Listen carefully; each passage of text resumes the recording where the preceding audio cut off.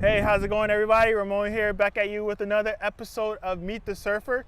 Today we got a really awesome, cool episode. I'm here with my brother Ty Duckett. He's going to talk to you guys about how he got into surfing and where it's taken him. So, by all means, Ty, go ahead and introduce yourself, and then we'll get started. Well, yeah, that was a perfect introduction. Yeah. But yeah, I'm Ty Duckett, from West Philly originally, so city guy. Yeah. It's crazy to find myself in the ocean. In the ocean, these right? days, but I'm loving everything that has to do with water. Yeah.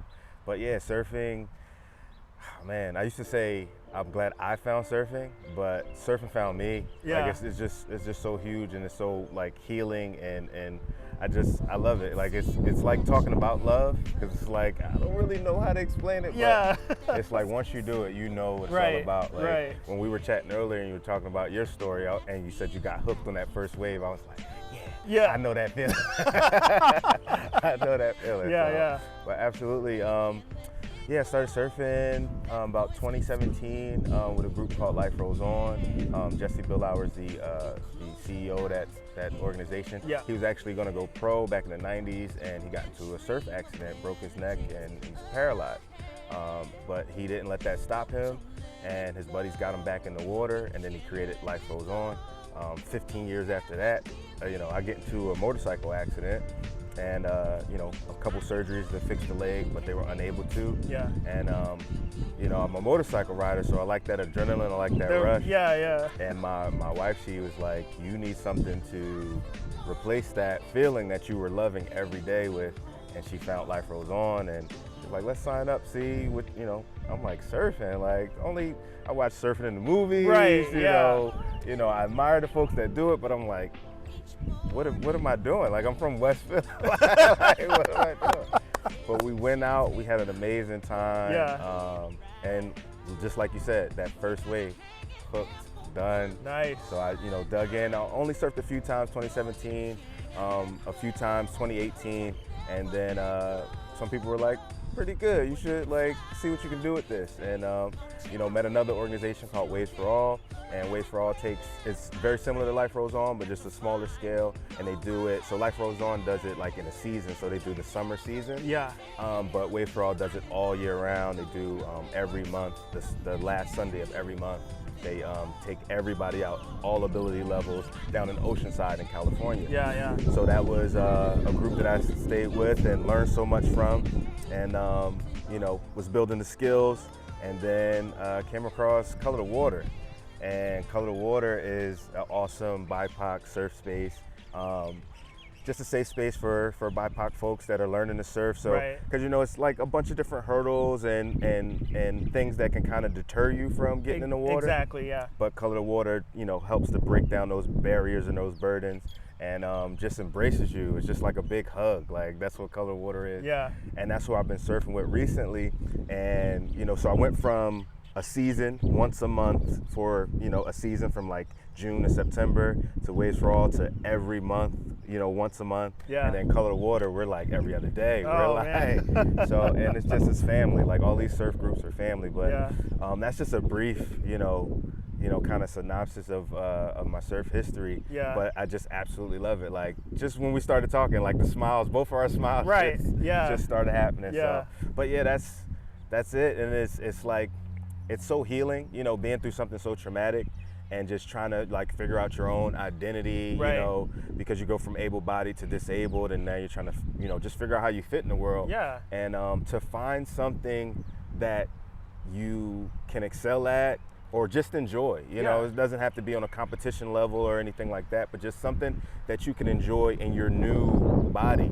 That was another thing, another hurdle, just like, who am I now? You know what I mean?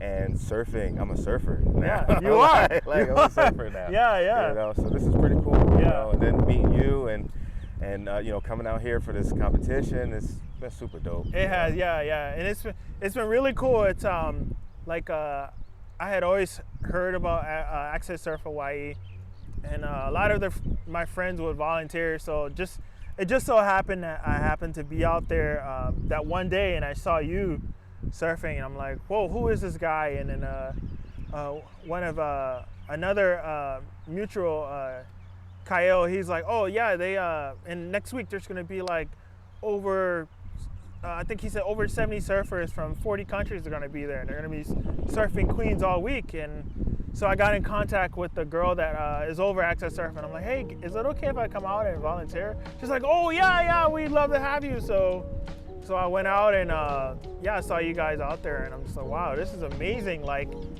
that these men and women can still find, you know, joy in life and being able to surf and just share that stoke. And so it motivated me to like just get out of bed and like just go out and capture you guys surfing every day. And even like my audience, you know, mostly able-bodied audience, but they were really excited to see you all surf. They're like, whoa, this is awesome, this is amazing, or whatever. So I'm like, yeah, okay, every year I think I'm gonna start, well, not only every year, but I'm gonna start volunteering more to help Access Surf Hawaii. Awesome. So yeah, that warms my heart, man. yeah. So do you guys go on tour or travel around, or how did you end up here in the islands? So I did Access Surf. They have this competition, the Hawaiian Adaptive Surf Comp. Yeah.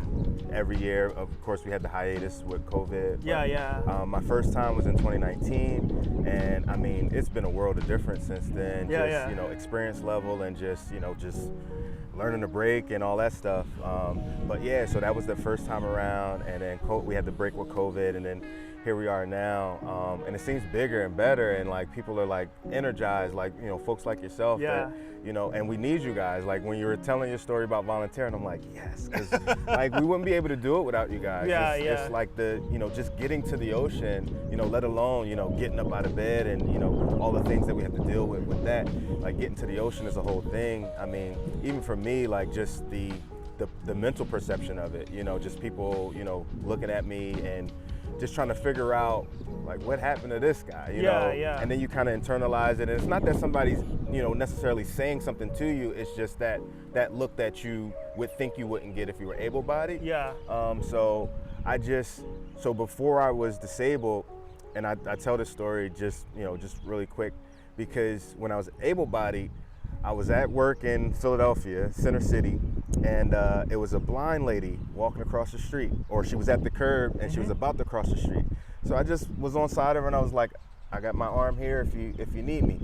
Not thinking anything, just like, you know, just thinking of my mom saying to help where you can. Help.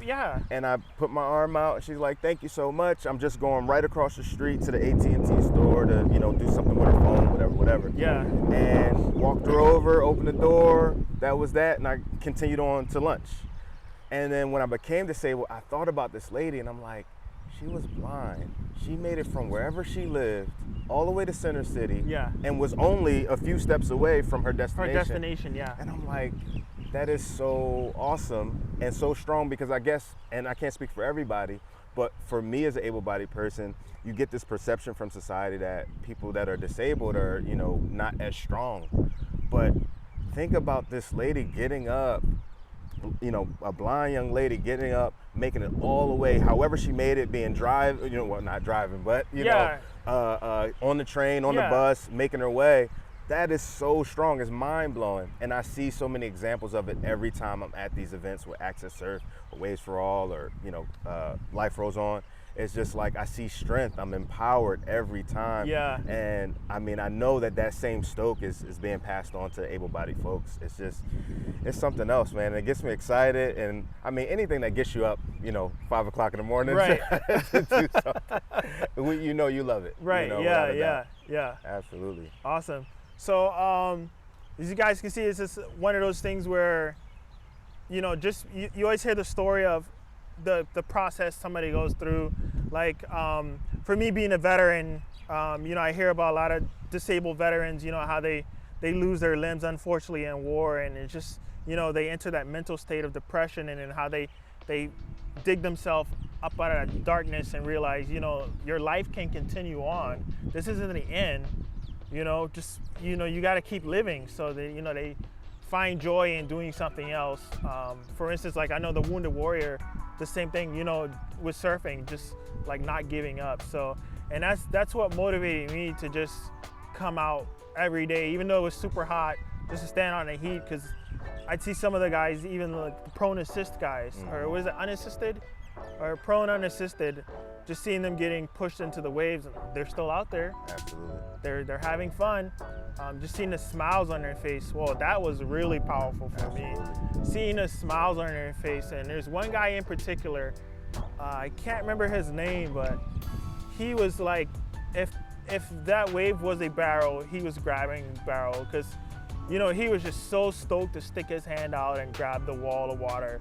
And I'm just like, whoa, this is like so awesome. Yeah. So yeah. And these are legit surfers. I mean, some people surf before their, you know, whatever happened. Right. And, you know, some people, you know, might have been born in this way and then they're pick up surfing. Or for me, you know, I surfed after my accident. But it's like the ocean, that healing power of the ocean. It's so healing. And then the awesomeness of catching the wave. Yeah. And I know those smiles, man. I see them as I'm in the lineup, and it's like they light you up. They fill you up, you know, and it just makes you feel like we got to enjoy what we can enjoy. Like, exactly. We have some trials and some tribulations, but let's do what we can. You know what I mean? Like when you mentioned that dark place, I was in it. You know what I mean? When you mentioned that, you know, pulling yourself up out and finding the joy, I'm living it, man. So it's like your words are so poignant, and you know, and I know a lot of veterans that, you know, deal with these things, and I know a lot of veterans that are shining examples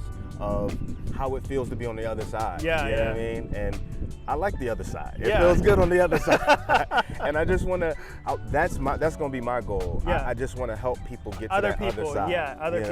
Yeah, be it able-bodied, disabled, I just want to help people get to that other side, because the mind is a powerful thing, and you know, depending on which way we lean, and I feel like I'm surfing, but like depending on which way you lean, you can wipe out or you can catch a beautiful wave.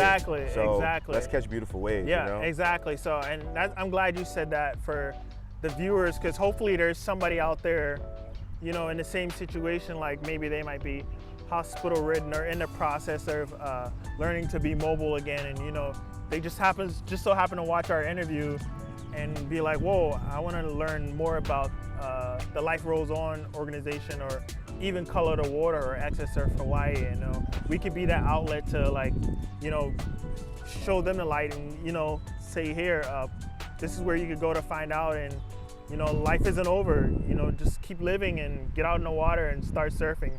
Because like you said, it's healing. It's amazing, and it's crazy to see surf actually travel now to even more places with people of color, especially Africa. More now than ever, Africa is starting to produce some really, really amazing surfers, especially Senegal. So for instance, there's a really good Senegalese surfer, Sharif Falls.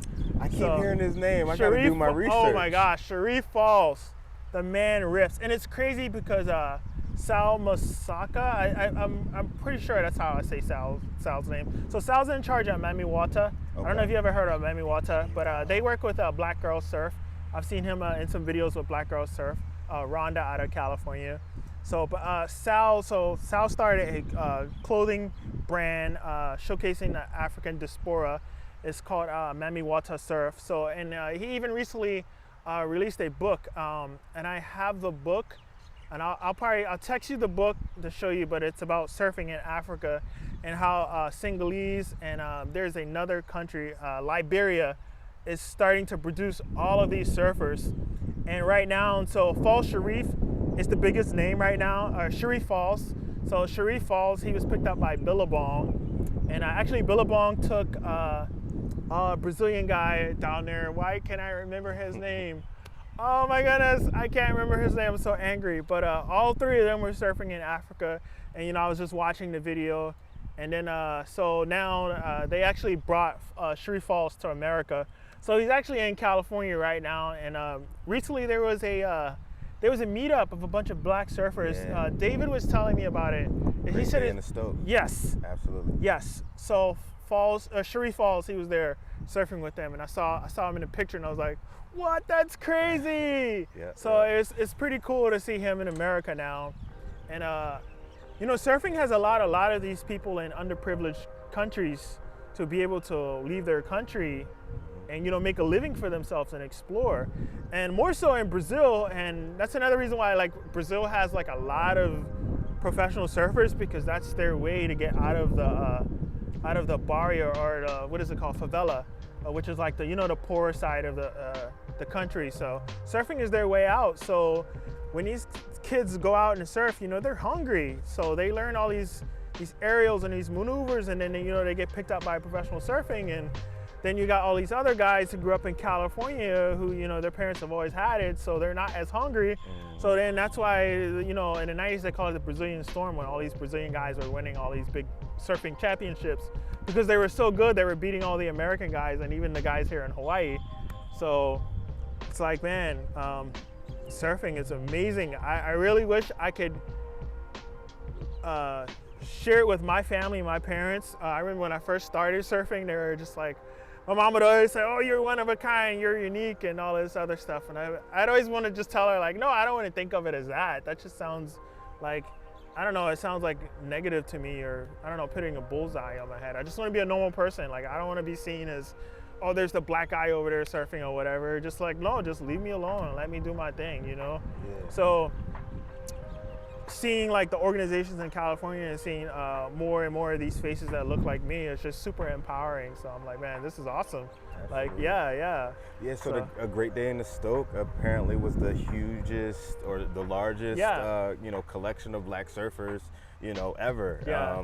1,000 RSVPs for surf lessons. Wow, I'm like, that's amazing. Like, it's bananas. Dude, that is like. And Nathan Flewellen he's the guy who put it together. He's a part of the Color of the Water. He's doing amazing things. It's just, I wish, though I loved being here, at the same time it was like, I wish I was there as well. So it's like a dual thing. But, it is, hopefully we can all get on the same page, so all the schedules are worked out. Exactly. So we can hit all of these different things. But, I mean, you mentioned a thing that your mom said, like, you're one of a kind, and I feel the same way. Like, it's not necessarily a negative, but it's like, I just want to be a good surfer, right. Like, regardless of my disability, regardless of, the melanin level that I have. Right, like, exactly, I just want to be a good surfer, across the board. However, I'm so proud to be representing for the disabled community and the African diaspora as well. Yeah. So it's like, I graduated from Lincoln University. I'm not going to date myself, but, but I went to a graduation the year before in the valedictorian. He said a quote that I'll never forget, and I love quotes. He said, "You can only be what you see," and I just want to be that example for folks, and just to share that stoke, to have somebody see what we're doing, and then just to try it. Even like, so David, he gives free lessons to all BIPOC people, and we were getting ready to go out and surf. Might have been the day that you saw us, but we were getting ready to surf, and a guy comes up to us. He said he was from Seattle, but he sounded like he was from down south. He was like, "Hey man, what's going on?" And he was like all tatted up, cool guy, and he wanted to go out for a lesson. And after he got the lesson, he texts Dave and he's like, "Thank you so much. This was amazing. I love surfing." And then so you could just see the stoke being transferred to him. Yeah. But in that message, he said, "If I never surf again, you've helped me so much and changed my life, and I'm looking forward to telling my grandkids that I caught a wave with you." And that's what surfing does. Like, that's how huge it is. So it's like, I want everybody to try it out, no matter what the situation is. Get in the water. Just do it once. Do it. So no, that's dope, man. It's a special thing. It's a special gift. Like I said, I had to change it. It was like, oh, I didn't find surfing. Surfing found me, and I'm so thankful for it, without a doubt. Cool. So so if people want to follow your journey, where can they find you on social media? On social media, a good first stop is going to Color of the Water. It's color_the_water at Instagram, and then my personal IG is TY_SEEEN, so 3 E's. But you'll see me pop up because I got like a bright green rashy. So, but yeah, TY_SEEEN, and tap in, and I gotta start posting more. So that's always a big thing, having a camera with you, and not just remembering to like, okay, I need to post this video, I need to post a picture now, and not just, you know, go out and surf every day. So yeah, and it's tough because you get focused on that You surf. do, You're you just do, like, yeah. all right, let me go. You know, the surf's good right now. Let me go. Yeah. But yeah, this is inspiring folks, and I actually like the word you use, which is motivation, because a lot of people can say, oh, I'm inspired, but then we still sitting on the bench. Right. That motivation gets you up. It does. You know, so Yeah. I love that you said, I'm motivated by it, and not only were you motivated, you actually put it into action, came down and volunteered, and I got nothing but love for all volunteers because I wouldn't be able to do it without you guys, you know what I mean? So, you know, like awesome folks like David and Color the Water, they've been so amazing for this trip. It's just, and just in life in general, just helping me with the emotional, you know, waves that come my way. And, you know, just even like trying to figure out how to, you know, get my surf leg dialed in because, you know, we're basically making it ourselves, you know, and tweaking it because, you know, insurance doesn't cover a surf leg because they look at it as something extra as opposed to something that's needed. Necessary, right. But I look at it as a necessity because it's helping my well-being. Yeah, your mental psyche, and it's therapy your for mental me. health. So I think we should be that should be included in the insurance without a doubt. So yeah, we're just trying to figure it out, man. You know how we do. You know, we got to make it work however we do. Exactly, you know what I mean? exactly, So, yeah. But this is awesome. I can't wait to catch some waves with you, Yo, brother. Like, oh yeah, next time you come back, I promise. Next time I'll paddle out. So I'm gonna hold you to it. Yeah. Okay. Yeah. He's gonna hold me to it, guys. Y'all heard that? He's gonna hold me to it. So to it, brother. yeah. So awesome. Thank you guys for tuning in to this episode. So be sure to give Color the Water a follow. Be sure to give Ty a follow to follow his journey. And then of course, if you haven't already, give Oahu Surf Films a follow on Instagram. And also like and subscribe to the channel on YouTube. And thank you guys for tuning in. And I can't wait to talk to you for the next episode. So aloha.